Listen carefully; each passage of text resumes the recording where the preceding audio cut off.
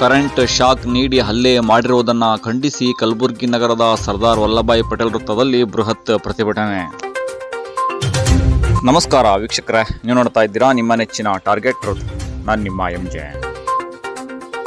ಇಂದು ಕಲಬುರಗಿ ನಗರದಲ್ಲಿ ನಗರದ ಸರ್ದಾರ್ ವಲ್ಲಭಾಯಿ ಪಟೇಲ್ ವೃತ್ತದಲ್ಲಿ ನವ ಕಲ್ಯಾಣ ಕರ್ನಾಟಕ ಮಡಿವಾಳ ಸಂಘ ಮತ್ತು ಹಿಂದೂ ಜಾಗರಣ ವೇದಿಕೆ ಹಾಗೂ ಶಿವರಾಮ ಸೇನೆ ಜಿಲ್ಲಾ ಘಟಕ ಮತ್ತು ಹಿಂದೂ ಜಾಗೃತಿ ಸೇನೆ ಕಲಬುರಗಿ ಮತ್ತು ಜಿಲ್ಲಾ ಹಡಪದ ಅಪ್ಪಣ್ಣ ಕ್ಷೌರಿಕ ಸಮಾಜ ಕಲಬುರಗಿ ಇವರ ವತಿಯಿಂದ ಕಲಬುರಗಿ ಜಿಲ್ಲೆಯ ಸೇಡಂ ತಾಲೂಕಿನ ದೇವನೂರು ಗ್ರಾಮದ ನಿವಾಸಿ ಅರ್ಜುನ್ ಹನುಮಂತ್ ಮಡಿವಾಳ ಎಂಬ ಯುವಕನನ್ನ ರೂಪಾಯಿ 10 ಲಕ್ಷದ ಹಣದ ಬೇಡಿಕೆ ಇಟ್ಟು ಹಲ್ಲೆ ಮಾಡಿರುವುದನ್ನು ಖಂಡಿಸಿ ಬೃಹತ್ ಪ್ರತಿಭಟನೆ ಮಾಡಲಾಯಿತು.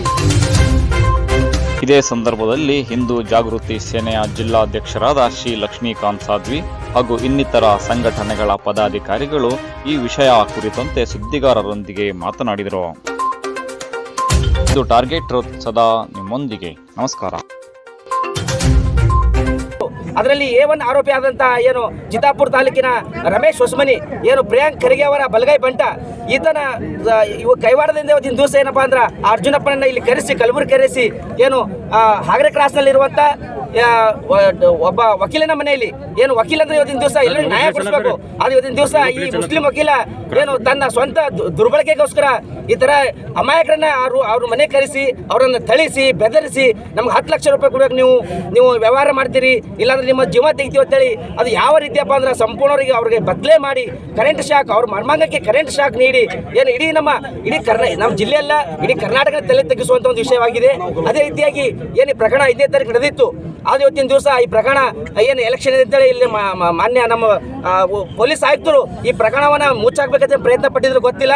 ಆದರೂ ಕೂಡ ಈ ಪ್ರಕರಣ ಹೊರಬಂದು ಕೂಡ ಎಲ್ಲ ಸಮಾಜದವರು ಇವತ್ತಿನ ದಿವಸ ಎಚ್ಚೆತ್ಕೊಂಡಿವಿ. ಯಾಕಂದ್ರೆ ಈ ತರ ಘಟನೆ ಕಲಬುರಗಿಯಲ್ಲಿ ನಡೆದಿದ್ದು ಮೊದಲನೇ, ಮುಂದೆ ಇಂಥ ಘಟನೆಗಳು ಆಗಬಾರ್ದು. ಅದೇ ರೀತಿಯಾಗಿ ಇವು ಏನು 12 ಜನ ಇದ್ದಾರಲ್ಲ, ಈಗಾಗಲೇ 6 ಜನರನ್ನು ಬಂಧಿಸಿದ್ದಾರೆ. ಇನ್ನೂ ಉಳಿದ 6-7 ಆರೋಪಿಗಳನ್ನು ಸಿಕ್ಕಿಲ್ಲ ಅಂತ. ಯಾಕೆ ಸಿಕ್ಕಿಲ್ಲ, ಏನು ಅವ್ರು ಏನು ಇನ್ವಿಟೇಷನ್ ಮಾಡ್ತಾರೆ ಗೊತ್ತಿಲ್ಲ. ಅದು ಶೀಘ್ರದಲ್ಲೇ ಅವರನ್ನೆಲ್ಲ ಬಂಧಿಸಿ ಏನು ಎನ್ಕೌಂಟರ್ ಮಾಡ್ಬೇಕಂತ ಇವತ್ತಿನ ದಿವಸ ನಮ್ಮೆಲ್ಲರ ಒಂದು ಸಂಘಟನೆಯವರಾಗಿರ್ಬೋದು, ಸಮಾಜ ವತಿ ಆಗಿರ್ಬೋದು, ಇಡೀ ನಾಗರಿಕರ ಸಮುದಾಯದ ಒಂದು ಒತ್ತಾಯ ಆಗಿದೆ. ಅದೇ ರೀತಿಯಾಗಿ ಏನು ಇವತ್ತಿನ ದಿವಸ ಕಲಬುರಗಿ ಜಿಲ್ಲೆಯಲ್ಲಿ ಇದೊಂದು ಒಂದೇ ಅಂತಲ್ಲ, ಈ ಥರ ಸುಮಾರು ಘಟನೆಗಳು ನಡೆದವ. ಇಂಥ ಯುವಕರು ನಮ್ಮಂಥ ಹಿಂದೂ ಯುವಕರನ್ನ ಟಾರ್ಗೆಟ್ ಮಾಡಿ ಅಲ್ಲಿ ಕರ್ಕೊಂಡು ಹೋಗೋದು, ಅವರನ್ನ ತಳಿಸೋದು, ಹಣ ವಸೂಲಿ ಮಾಡೋದು ಇದು ಒಂದೇ ಪ್ರಕರಣ ಅಲ್ಲ. ಇದಕ್ಕಿಂತ ಹಿಂದೆ ಸಾಕಷ್ಟು ಪ್ರಕರಣಗಳಾಗ್ಯಾವ. ಅದು ಏನೀಗ ಆರೋಪಿಗಳಾರ ಅವ್ರ ಮೊಬೈಲಲ್ಲಿ ಎಲ್ಲ ವಿಡಿಯೋಗಳು ರೆಕಾರ್ಡ್ ಅವ. ತಕ್ಷಣ ಆ ಮೊಬೈಲನ್ನು ಸೀಸ್ ಮಾಡಿ ಒಳಗಿದ್ದ ಎಲ್ಲ ವಿಡಿಯೋಗಳನ್ನು ನೋಡಿ ಯಾರ್ಯಾರು ಈ ಒಂದು ಇಂಥ ದುರ್ಘಟನೆಗೆ ತುತ್ತಾಗ್ಯಾರ ಅವರಿಗೆಲ್ಲ ನ್ಯಾಯ ಒದಗಿಸ್ಕೊಬೇಕಂತ ಇವತ್ತಿನ ದಿವಸ ನಾವು ಕೇಳ್ಕೊತಾ ಇದ್ದೀವಿ.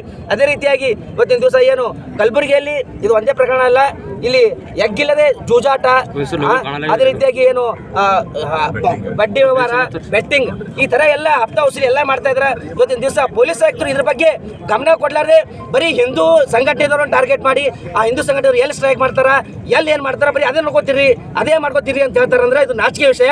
ದಯವಿಟ್ಟು ಪೊಲೀಸ್ ಆಯುಕ್ತರೇ, ದಯವಿಟ್ಟು ಕಲಬುರಗಿ ನಗರದಲ್ಲಿ ಏನು ನಿಮ್ಮ ನಿಮಗೆ ಎಲ್ಲೆಲ್ಲಿ ಏನು ಇದು ನಡೀತಾರ ನಮಗೆ ಪ್ರೂಫ್ ಕೇಸ್ ಕೊಡ್ತೀವಿ. ನಿಮ್ಮ ಯಾವ ಸ್ಟೇಷನ್ದಾಗ ಎಲ್ಲೆಲ್ಲಿ ಜೂಜ ನಡೆಸ್ಕತ್ತಾರ, ಎಲ್ಲೆಲ್ಲಿ ಇಸ್ಪೆಟ್ ಆಡ್ಸ್ಕತ್ತಾರ, ಎಲ್ಲೆಲ್ಲೂ ಏನು ಮಹಿಳೆಯರು ಕರ್ಕೊಂಡು ದಂಧ ಮಾಡಿಸ್ತಾರ, ಇದ್ರ ಬಗ್ಗೆ ತಾವು ದಯವಿಟ್ಟು ಗಮನ ಕೊಡ್ರಿ. ಮೊದಲ ಗುಲ್ಬರ್ಗ ಶಾಂತ ರೀತಿಯಿಂದ ಇರುವ ಒಂದು ವ್ಯವಸ್ಥೆ ಮಾಡ್ರಿ. ಇಲ್ಲೇ ಹೋದ್ರೆ ಮುಂದಿನ ದಿನ ತಾವು ಗುಲ್ಬರ್ಗದಿಂದ ಬೇರೆ ಜಿಲ್ಲೆಗೆ ಹೋಗ್ಬೇಕಾಗ್ತದ. ಇದನ್ನ ಇವತ್ತಿನ ದಿವಸ ನಾನು ಮಾಧ್ಯಮ ಮುಖಾಂತರ ಎಚ್ಚರಿಕೆ ಕೊಡ್ತಾ ಇದ್ದೀನಿ.